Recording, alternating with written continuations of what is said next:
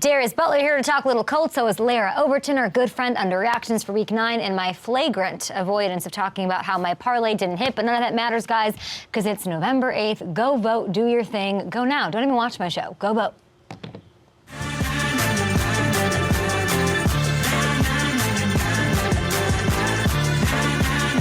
Let's go to Monday Night Football. The flock show up. Oh, Marlon Humphrey. Long time no see. I think we tried to get Marlon Humphrey on the show. We have to talk about that with Marlon Humphrey. Wanted to get him on the show. He's an absolute star in the making. That defense last night. Woo! The flock showed up. The Ravens kept it rolling, dominating the Saints from start to finish. They pick up the 27-13. Marissa's a kind of boring game. But there were some good parts of it, though. It marks the third straight win for Baltimore. So they sit there at 6-3, and it's all super interesting at the top of the beefy AFC as they are now a half game back of Buffalo and Kansas City for that top spot in the conference. And I do think it was important. It might have been boring, fine, and I'll agree a little bit, but it was an important moment because it was important to see the offense figure things out without Mark Andrews and Rashad Bateman, and who's done for the year, by the way. Awful news.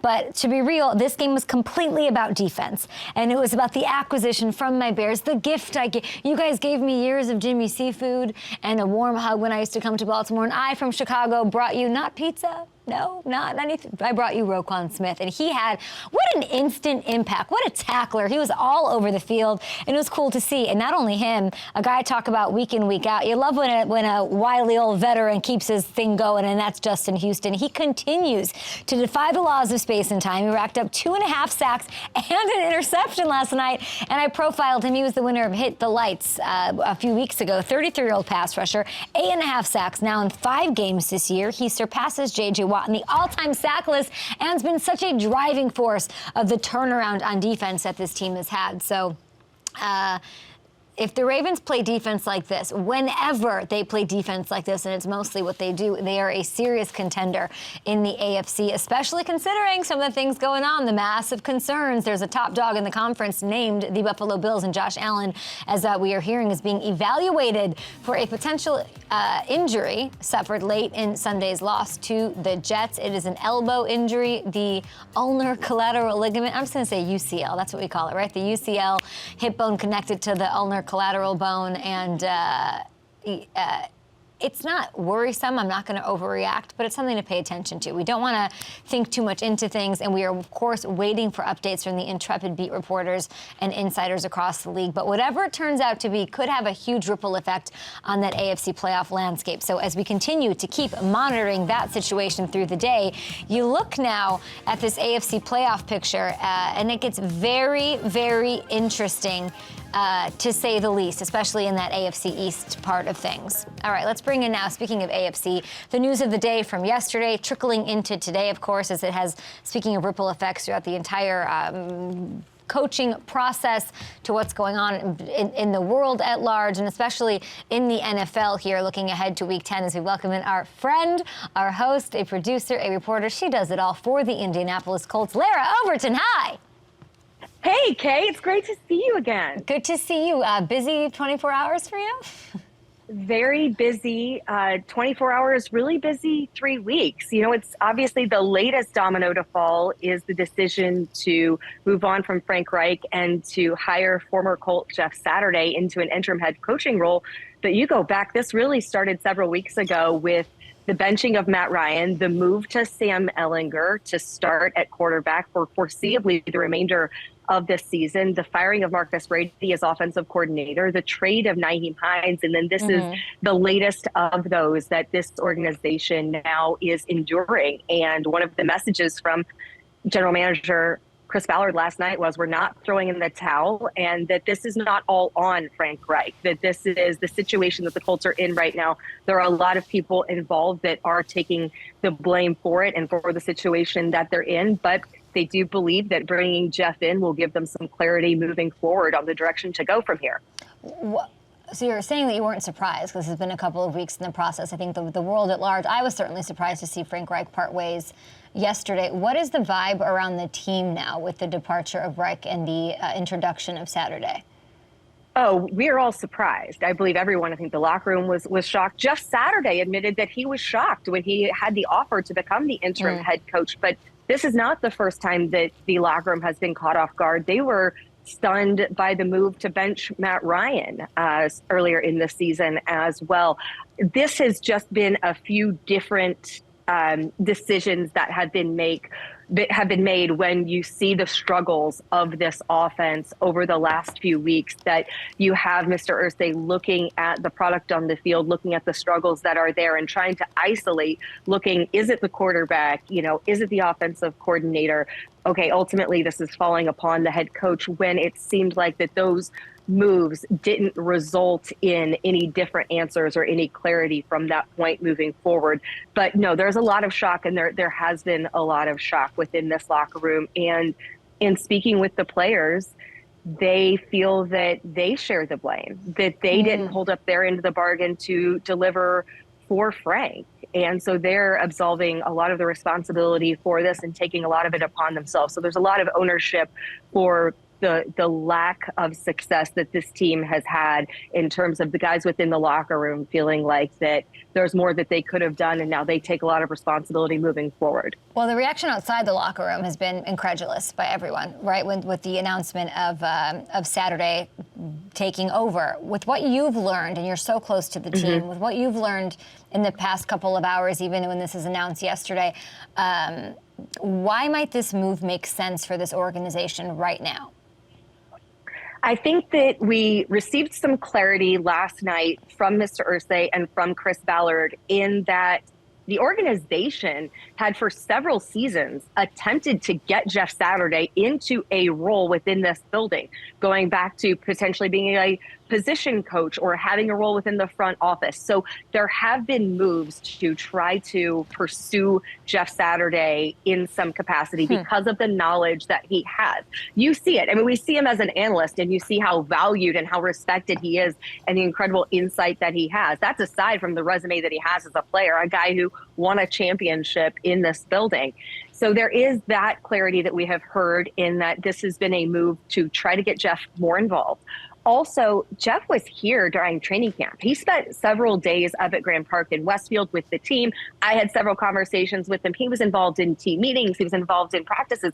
He has been working with the Indianapolis Colts organization as a consultant to observe some of what has been going on, observe personnel decisions, observe, the game day, observe everything. So it's also something that it does seem, I think from the outside, it was a bit of an impetuous decision maybe, or an emotionally driven decision because of who Jeff means to the organization.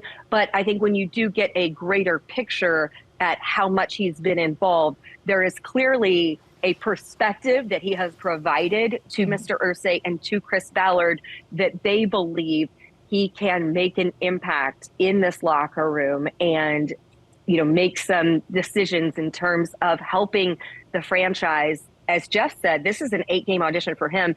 I believe this is an 8-game audition for everyone, because I think part of the task for him is assessing the locker room, assessing every single piece in there, and deciding who is going to be a part of this moving forward. So do you consider this a long-term play with Jeff Saturday potentially? This is not an 8-game holdover Band-Aid. He's auditioning, and you believe that audition is valid?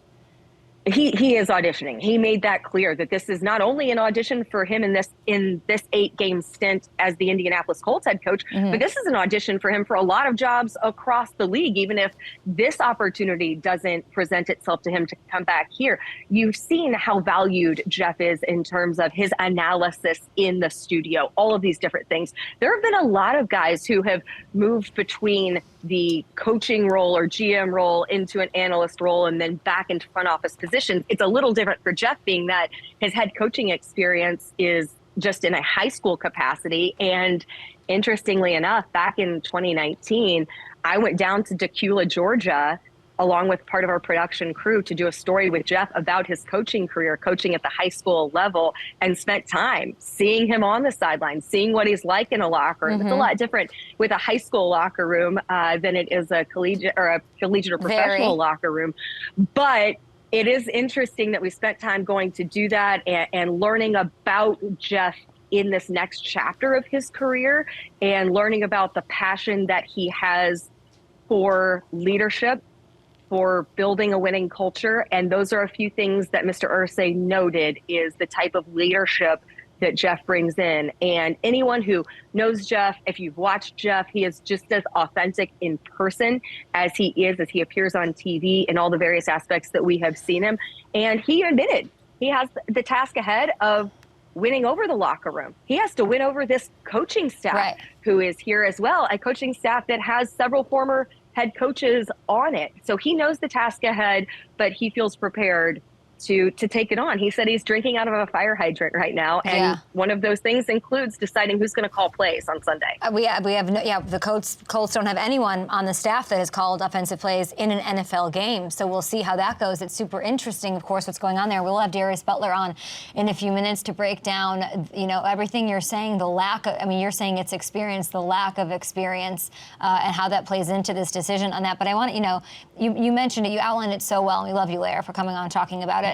They benched their former MVP winning quarterback for the duration of the season. They fire and this is like while you have a winning record, which was a little wild and shocking. And then, a coach who has multiple playoff appearances, bringing in a guy who has zero coaching experience. So there's rumblings that there may be, and I know this was addressed by Ballard yesterday, but there's rumblings, and they're fair given what's gone on, that the Colts are maybe looking forward to their 2023 and their future and improving their draft position and finally finding a franchise quarterback to build around, because it has not happened the past 5 years, so it's kind of understandable. Do you think there's any validity to that? I do think that you're trying to plan for the future and assess what pieces you currently have in the building that are part of that future. Now, with Jeff, this is an opportunity, and I'm going to have to get used to calling him Coach Saturday because I know him so well prior to coming into this role. But with Coach Saturday, he's trying to win as many of these 8 games as he has. This is his audition that he has. And then he's also assessing what pieces are here that you can build upon. And then also potentially what pieces you have that have value in terms of trying to move up in the draft. If you are going to position yourself for a franchise quarterback, to draft a young quarterback who you see being the future of the franchise. I believe currently, if the season were to end today, the Colts are in not a great position. I believe they would be drafting 14th, if I'm correct right now. So Chris Ballard said, we're not throwing in the towel. This is not a tank situation where the Colts are just going to try to get themselves, in those top 3 picks. Jeff is going to do everything to try to put this team in position to be successful because you're too good. Look at the way this defense is playing. Look at Grover Stewart. Look at Bobby Okereke. Look at DeForest Buckner. So many of the guys on this team who are not in a position where Stephon Gilmore doesn't want to waste a season. That's true. There's talent.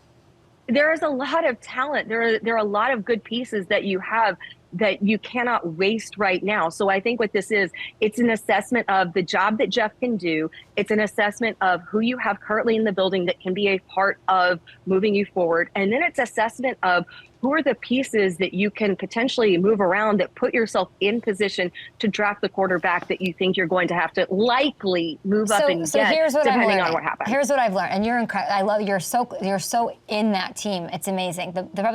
This is a team that is not mailing in, but also thinking about their future. They believe in Jeff Saturday as a leader. We don't know what he's going to be as a head coach. We can't say that. He doesn't have any experience, so we're looking for him to assess what's going on there. I also learned everyone is on notice. It seems like everyone needs to perform at their best. And the most important thing I learned from this is the player perspective.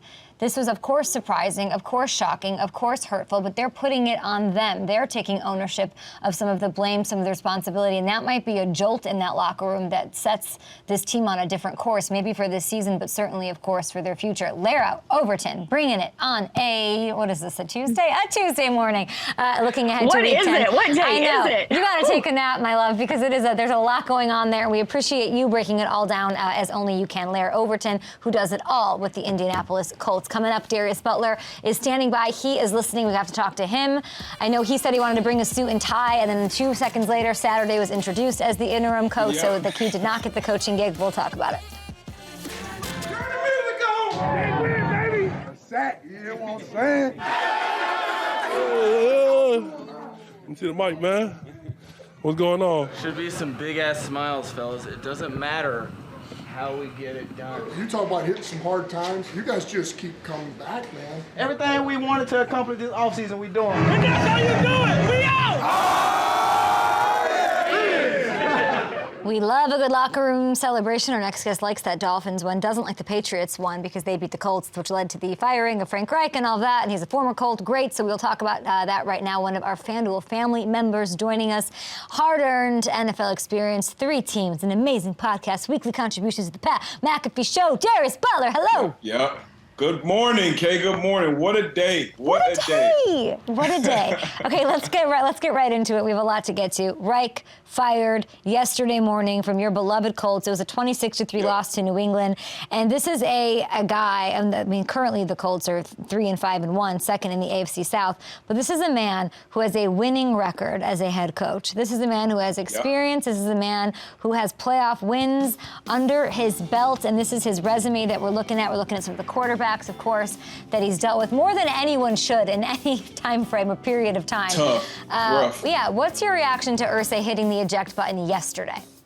Man, honestly, not surprised. Like all those things you mentioned about Coach Frank are true, and he's a great coach, a great man. I actually had the chance to spend some time with him, but you know, it just kind of was at the point where they need to hit that reset button. You know, even going back into last year, you know, we needed that one win to get into the dance, and we lose to the Raiders. We go down to Jacksonville and get embarrassed, and it was on from there. You know, Irsay put the all-in tweet in the offseason.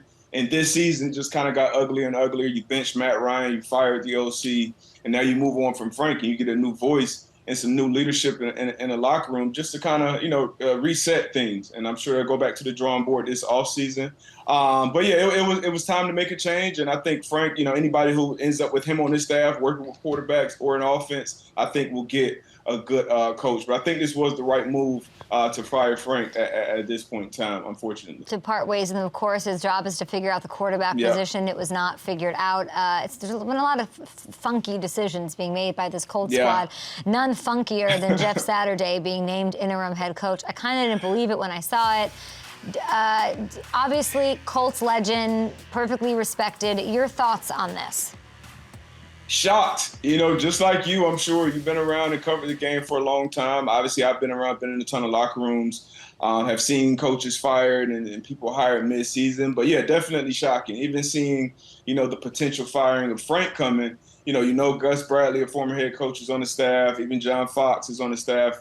But, you know, Irsay went out of the box and ended up hiring Jeff Saturday. And I'm rooting for him. You know, I know Jeff, a great guy. Obviously, no coaching experience in the NFL or college. But becoming a head coach in the NFL is more about, you know, managing, you know, personalities, managing schedules, managing people. And I think everybody in that building, well, I know everybody in that building respects Jeff. Jeff has spent time. You had Larra on, so I'm sure she gave you the full rundown. But he spent time with this team. I actually bumped into Jeff this preseason when I was down there with Pat doing the show in training camp, and he was a consultant. So he's tapped in. Everyone respects him. It'll be interesting to see how these last 8 games go. But as far as players, you know, we still got a job to do, especially defensively. You're hearing all those same voices. Those guys have been playing well. And then offensively, you got a lot to figure out. Who's calling plays, who's playing quarterback, and how do we get this O-line fixed? So it'll definitely be interesting watching them going forward. But players and coaches like those checks that they get on Monday. So guys, you know, you get shocked, but you move on and you do your job.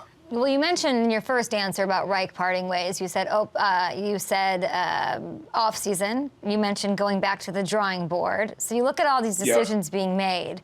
And I know Ballard saying we're not mailing. I mean, you can't tell me they're not mailing it in. I'm not going to use the word everybody wants to use or everyone's afraid to use. But they're looking to improve their draft position, right? They're looking at the future. No decision that they've made, Nyheim Hines, the Matt Ryan, the Reich of it all, Saturday of it all, you can't tell me that they're not trying to improve their future. So you're talking about fixing the offensive line for this year. What is that going to do, Darius? That's how those guys are wired. Coaches, players, they're not wired to tank, okay? They're not wired to do it. That comes from the upper management, the owner. And the owner, I know Jim Irsay. Jim Irsay wants to win. He wants to win. And obviously, Jim is a different character. He's a different guy. And when you're worth a few bills, you can do what you want to do. You can hire who you want to hire. And obviously, that's what he did. But I don't think they're taking. Larra mentioned those players. You know, those players in those locker rooms: DeForest Buckner, Stephon Gilmore, Kenny Moore.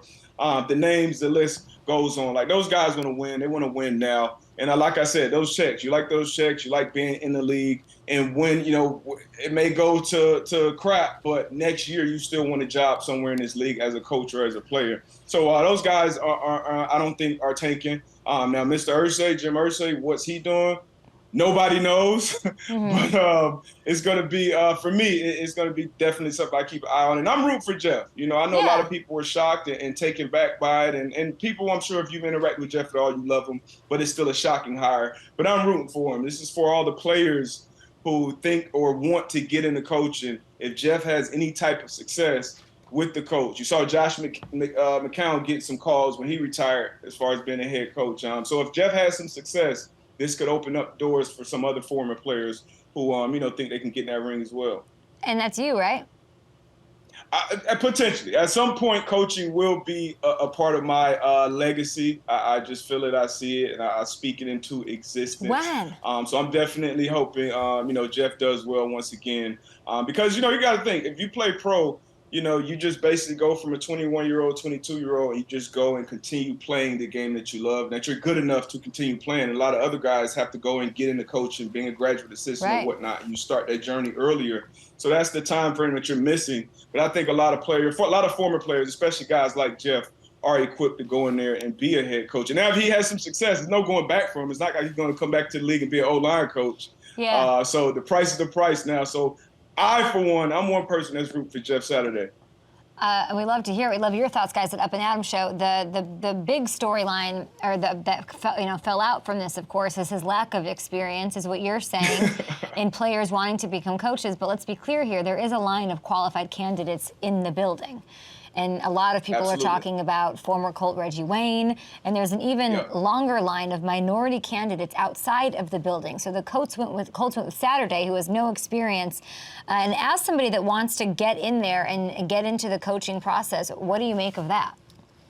It's no doubt about that. Like I said, on one hand, I love Jeff. I'm definitely rooting for him. But to your point, there are a lot of qualified candidates, overqualified candidates, on the staff or even outside of that building who could have had this job. The names you mentioned, Reggie Wayne, Gus Brad, other guys that are just in position to have this job. So I definitely 1,000% get that. But we all know in this industry and in others, it's about relationships. And I had a former GM tell me a long time ago, a lot of time the hiring process comes down to who would you rather have a beer with. And people don't like to hear that, but that's the truth. And as long as people own these teams and own these companies, they're going to hire who they want to hire.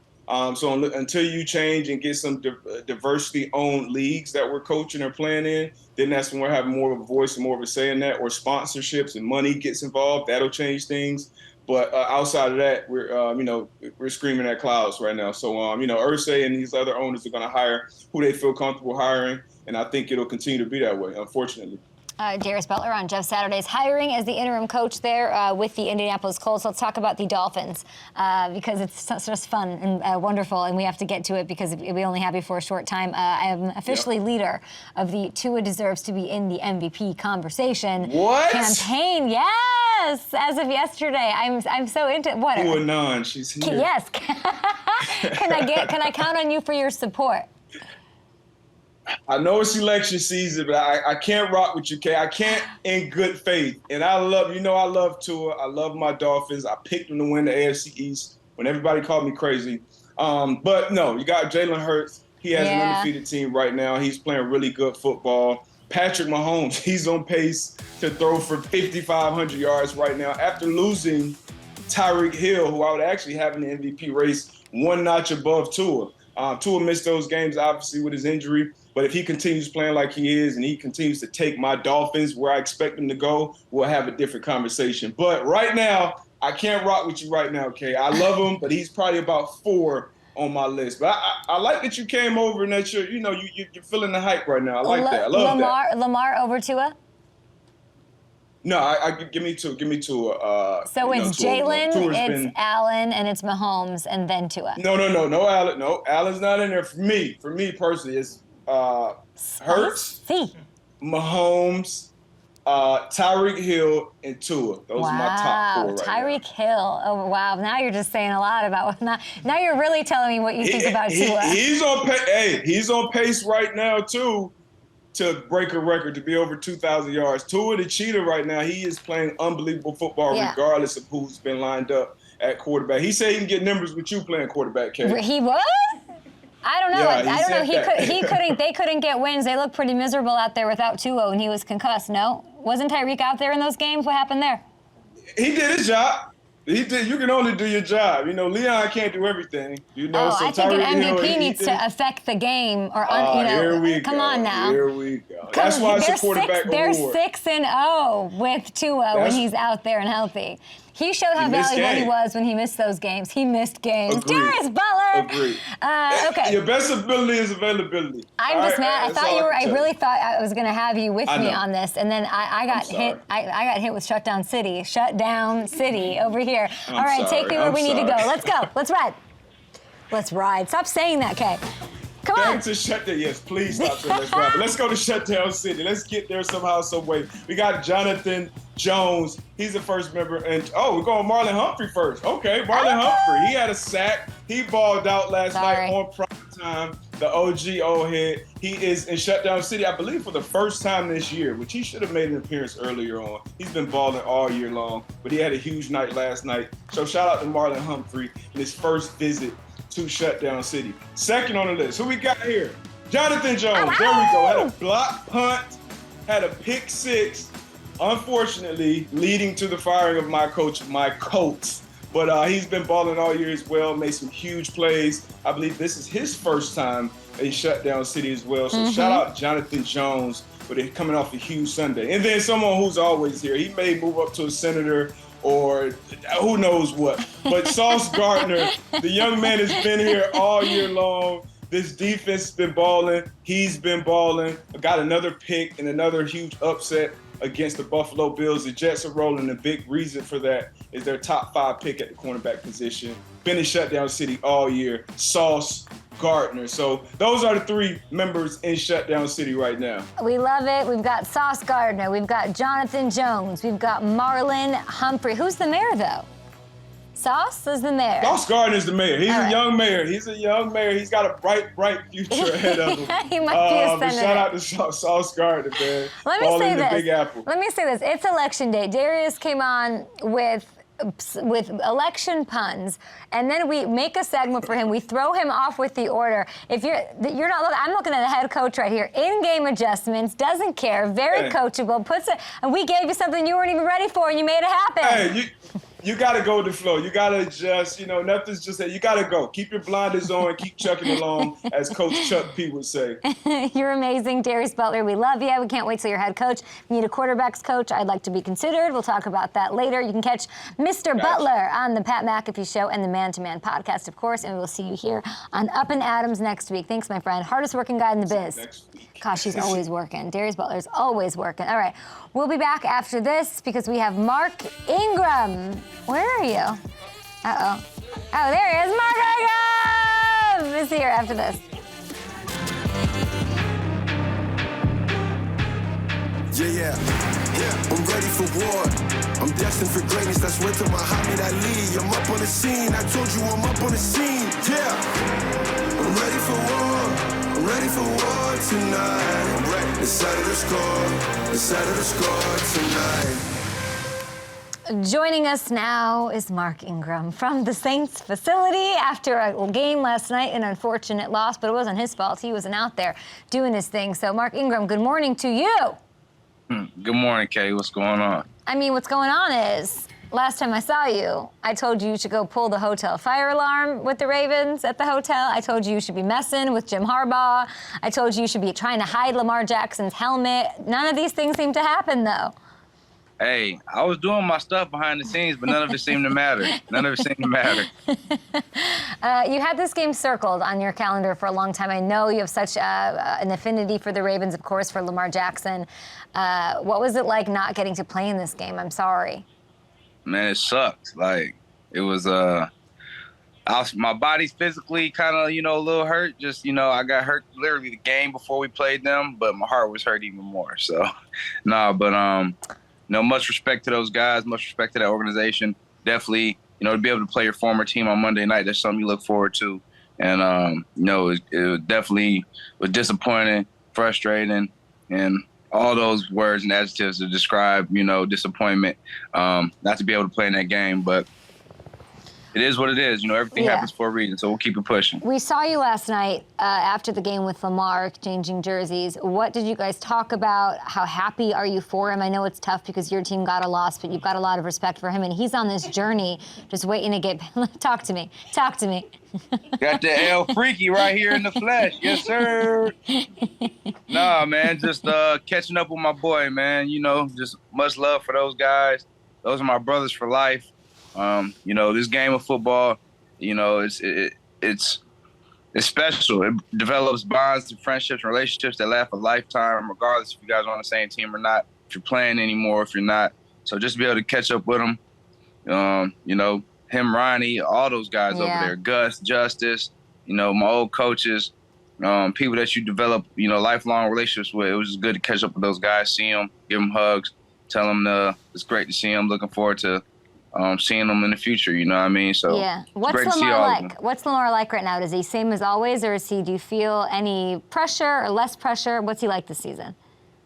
I mean, he seemed like the same L that I know, you know what I mean? Just trying to be the best he could be, trying to help the team win games, and, just trying to do his thing, do his part to, help them have success.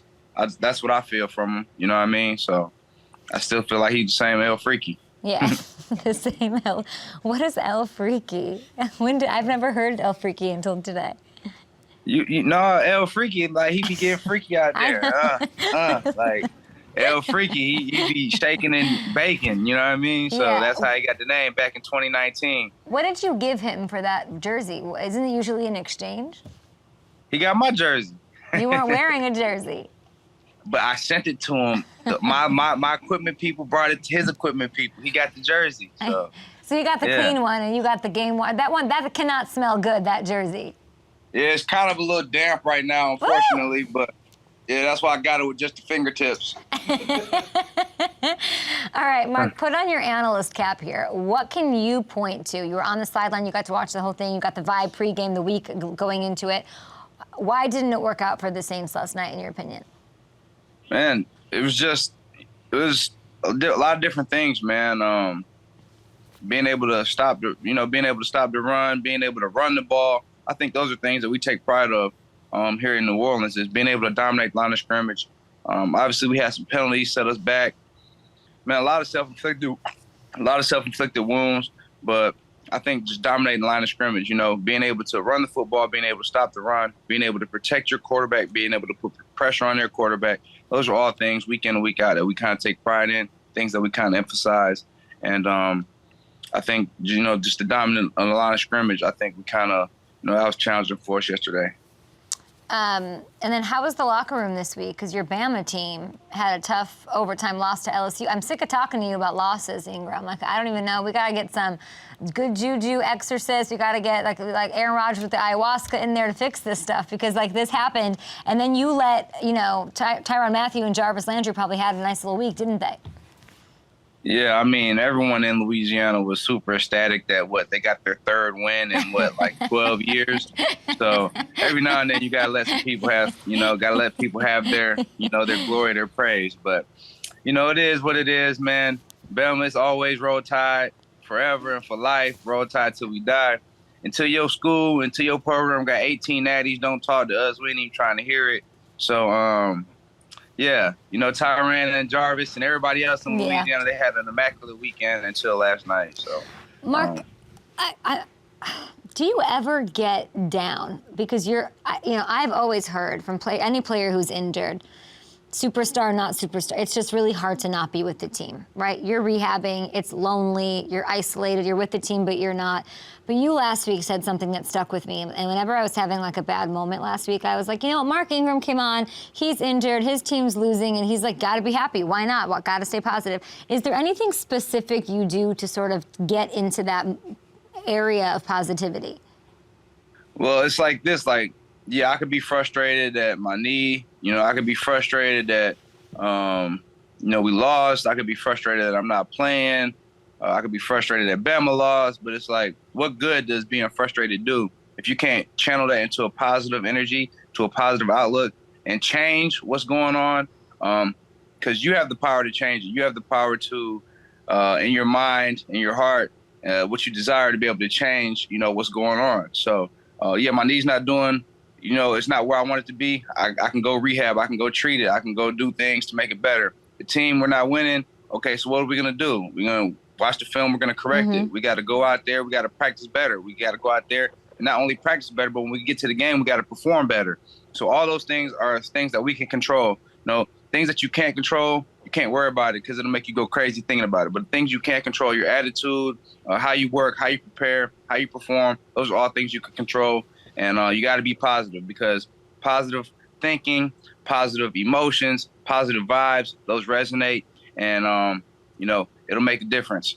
But where do you get that from? Have you always been that way? Did you never? I mean, you're a running back. You go out there and gotta get killed every play. Like it's an angry position in a lot of ways.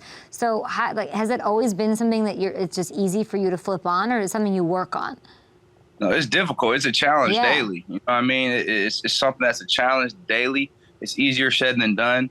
But like when you hang your head and you get low, like that doesn't help you. You know what I mean? And all of us deal with frustration. All of us deal with disappointment, myself included. But it's just something that like you kind of have to keep in the forefront of your mind. Like, okay, like today might be difficult. I might not be feeling great, but how am I going to make it better? You know, what am I going to do to change my attitude? What am I going to do to change the day, make the day better? You know, be positive and, you know, be positive on others as well. So it's a daily challenge. It's an hourly, a minutely challenge. Yeah. But you just got to stay focused on what's important and what matters and being positive, being, you know, thinking the right thoughts. Those are so important because your mind is everything. I think everyone thinks you're really goofy, but you're so thoughtful. And I'm not kidding when I say you inspired me this week with that, what you said last week. And it's not the end of the world, of course, but like, you know, that locker room is really lucky to have you, Mark. Just to be that sort of voice. It means a lot to me coming from you. It means a lot to me coming from you. And I'm glad that I could, you know, just be a bright light in your day. Spread some love, spread some positivity to you. But I think people sometimes think you're goofy. Like you are goofy. I'm sorry, you are goofy.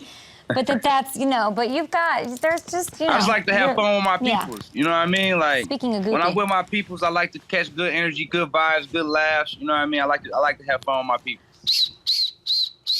It's time for our favorite game. This is something you're very passionate about, of course. Oh, okay, let's do this. You are part owner of a Major League Soccer team, DC United, so we made this game because you're the best at this. I mean, you got some footy in you, but you are really good at being objective about these cards and some footage that we dug up over the weekend. So let's kick it off, my friend, with the Chiefs. This is Kadarius Toney with the hit.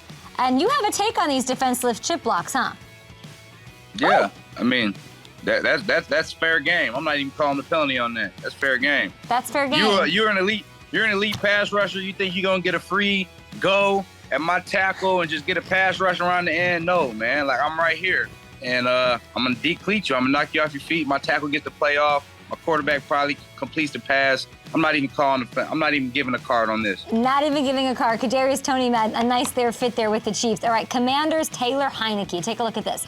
So he throws deep, but I want you to watch the ref. Curtis Samuel catches the touchdown. We all saw this. I mean, what is this? That's a red card for the ref, man. Like, get out the way, ref. Like, you're ruining the game. My man possibly could have got a pick. You in the way. Like, get out the way, ref. Like, what's going on with the refs, man? Like, that's a red card all the day, man. Like, I don't want to get come you on. in trouble. Don't. Let's be nice to the refs. Yeah, but I couldn't believe that. I could not believe this happened. It was insane. Get out the way, man. Like, you are literally impacting the game, not in a good way. Like, yeah. You are changing the outcome of the play. Who knows what could have happened if the ref wasn't in the way here? Ooh. You know, possibly could have been an interception, but instead it's a touchdown because you knock down the DB. Red card for the ref. Red card for the refs. Ref. Aqib Talib. Ref. Everybody did that? Ref. Remember that? Aqib Talib. Ref. All right, Kirk Cousins on the plane after the win. All right, I feel like this deserves something worse than a red card. What are you giving this? Hey, them was vibes right there. You know, you whatever, 7-1 in the locker room. Every single person on the team putting their chains on you. You iced out, and they got dubs going, man. So, hey, this is just what it's supposed to be like after a win. You know what I mean? Yeah. This is what you do it for. This is what you This wanted for Andy Dalton last night. Yes. I had a few chains I wanted to put on them. Everybody, Marshawn got a few chains. AK got a chain. Everybody giving chains. Now your QB just iced out and he vibing. You know what I mean? That's what you want. That's what it's all about. I need Andy Dalton in that. It would make me much more happy than Kirk Cousins. All right, from Millville, New Jersey, this is where we're going. The Holly City Lightning 8 and under team challenged their parents, Mark. And this may have been a mistake. Take a look at this. This is them challenging their parents, and things get real aggressive real fast. I'm like, I just seen the first clip where he just decleated his son or something. Like, that's a red card. Like, the other ones is like, okay, you jump over, you juke him. Like, that's okay. Like, all right, yeah. You challenge me, you can't see me, though. But, I mean, I seen the first clip, but he just completely just obliterated his own seed. Like, his own seed. He just... Oh! You got to go back to the first clip. Yeah, okay, let's try. Okay. Here. Where was the first one? This is all good. Hold on, the first clip, buddy, like, wow! Come on now, like that's a red card. That parent gets a red card. No Capri Sun, no orange slices, no gummy bears for you, parent. All right, Hey. and then, go ahead. Like, if they challenge you, you got to be able to show them up. But to do him like that, I mean, come on now. Did you ever challenge anybody, like a coach or a parent like that? Come on, Mark. I'm sure you did. I didn't challenge my dad. I ain't challenged my dad. He wasn't going for it. Like, You and Saban, no? Saban couldn't see me, man. He wouldn't even go against me. Like, he wouldn't even go against me. So. Okay, and we have a fan. Take a look at this. This is a fan trying to hop up a bleacher bench. What are we doing? I mean, like, what's going on? Hold on, I need to see that again. Yeah, like, okay, he's up the... Oh, then he falls. He goes down, he falls. It's kind of beautiful to watch. Yeah, it's kind of like majestic, kind of like, because he ain't take nobody out. It could have been real bad. He could have plummeled over like 6, 7, 8 people, but he kind of like was gracefully, like the way he went down the steps. Sweet feet. Didn't touch nobody, didn't hurt nobody. Like, didn't knock over a beer, no popcorn flying through the air. Yeah. Hey, no harm, no foul. No harm, no foul. No harm, no foul. Mark Ingram, we love you. We love the love for everyone to do well. You just want everybody to win, and you're the best. Get better soon so we can get you on the field, because now I need to see Andy Dalton with chains on. Yes, ma'am. Because 100%. obviously Jameis is never coming back. Next week, we're going on the road to Pittsburgh. So on the way home from Pittsburgh, we'll have Andy with the chains on. That's all I need. Former Bengal Andy Dalton leaving Pittsburgh with a win and some chains. ma'am. Doesn't need that in my life. We love you, Mark Ingram. Feel better. Tell everybody they're hi. And like I said, you're just the best. We'll be back right here on Up and Adam Show on a Tuesday. Amazing to have Darius Butler on our show. Great to have Mark Ingram stop by. We have a hit the lights situation. Which performance was the best? Oh, Justin Fields is him. Will he be the hit the lights winner? We'll be back after this on Up and Adam Show. Thanks for watching, and go vote! Oh, he impressed me a lot. How much rushing yards did he have? He had like 200? 73 something. Jeez. I mean, dude's a baller. Dude's a baller. That's my MVP, talking about a guy who might be an MVP someday. He's certainly a star in the making, and he's happening before our very eyes right now. The 35-32 loss to the Dolphins. I know it was really tough for Bears fans to watch and to stomach, but this is what we do on this show. We celebrate the good, and what we saw out of Justin Fields was just that. Hit the lights, baby. We picked one player, one performance that we loved, and Justin Fields was that. He was brilliant. He deserves the spotlight for Week 9. He owned the week, even in a loss. He rushed. You saw Tua's reaction, 178 yards and a score. He threw for another 123 and 3 touchdowns, and that is history-making. Dun, dun, dun. He became the first player since at least 1950 to rush for over 150 yards and throw 3 touchdown passes in the same game. Obviously, it kind of stings. You want that to come with a win. But for Bears fans, listen, you knew going into this that regardless of record, I mean, into the season, into the Justin Fields experience, into the Eberflus moment, you wanted to see, and what I said all along, you want to see signs. You want something to hold on to. You want to see these moments where you say, man, this is the face. This can be the franchise quarterback of this organization. This could be the best quarterback we've ever had in the history of Chicago, because that person is Jay Cutler. And somebody's got to take Jay Cutler off that mantle. And I think it's him. So much history here. Look at this play. I'm sorry? What? Listen, he does have to continue playing this way, but they're sort of letting him unleash.